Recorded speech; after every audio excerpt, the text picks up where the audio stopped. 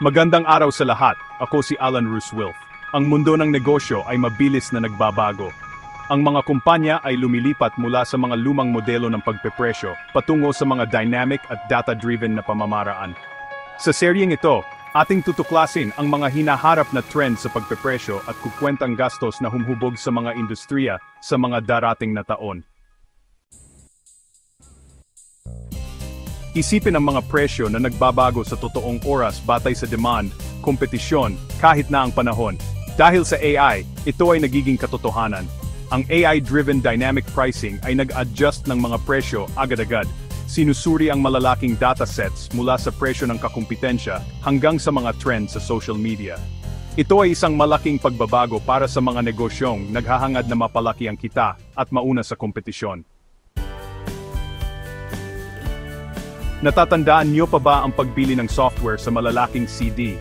Ang mga araw na iyon ay mabilis na nawawala, maligayang pagdating sa panahon ng subscription economy.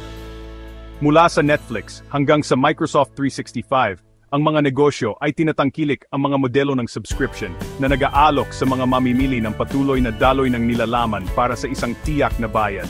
Ito ay kapaki-pakinabang para sa lahat na dadagdagan ang katapatan ng customer at mayroong patuloy na kita para sa mga negosyo.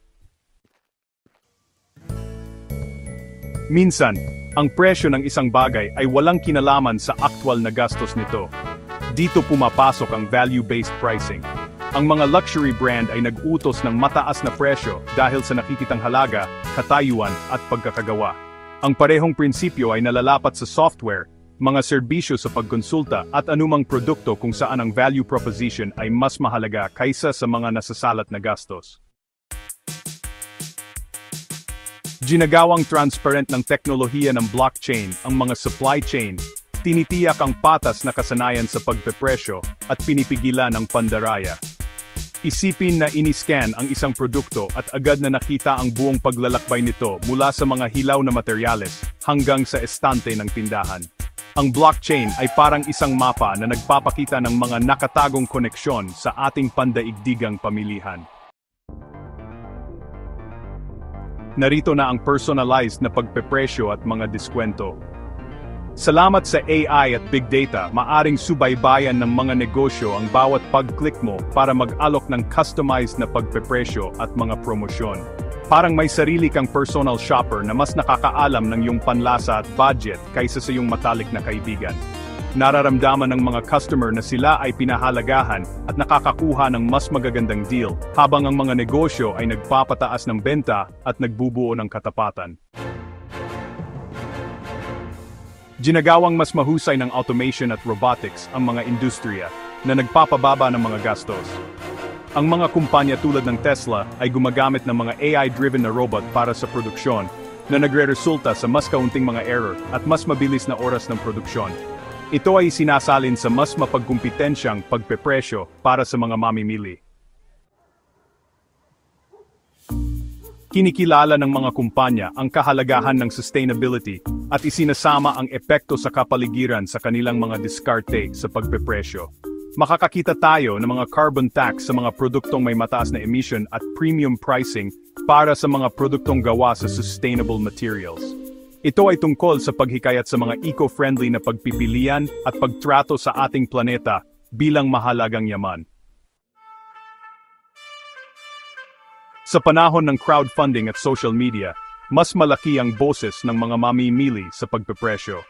Ang crowdsourced at decentralized pricing models, tulad ng Kickstarter, ay hinahayaan ang publiko na magdesisyon kung ang isang proyekto ay karapat-dapat na pondohan.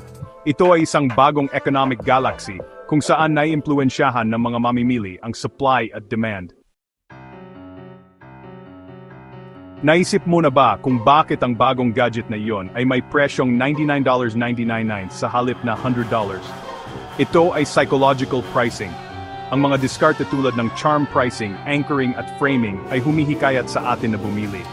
Ito ay isang sayaw sa pagitan ng ating rational at emotional na utak at pinag-aaralan ng mga negosyo ang mga hakbang. Napakahalaga ng kahusayan. Salamat sa IoT at AI, maaring masubaybayan at ma-optimize ng mga kumpanya ang mga gastos sa totoong oras. Inaayos ng mga smart warehouse ang mga antas ng inventaryo, hinuhulaan ng mga sensor ang mga pangangailangan sa pagpapanatili, at ino-optimize ng AI ang mga ruta ng paghahatid. Ito ay parang isang control panel para sa maximum na kahusayan at pagtitipid sa gastos. Ang hinaharap ng pagpepresyo at pagkukwenta ng gastos ay hinuhubog ng teknolohiya, sustainability, at pag-ugali ng customer. Ang mga negosyong tumatangkilik sa mga trend na ito ay uunlad sa bagong panahong ito. Maswerte ang mga taong nangangahas na lampasan ang mga limitasyon ng kung ano ang posible. Presentasyon ng video ni Alan Ruswilf M. Clamont.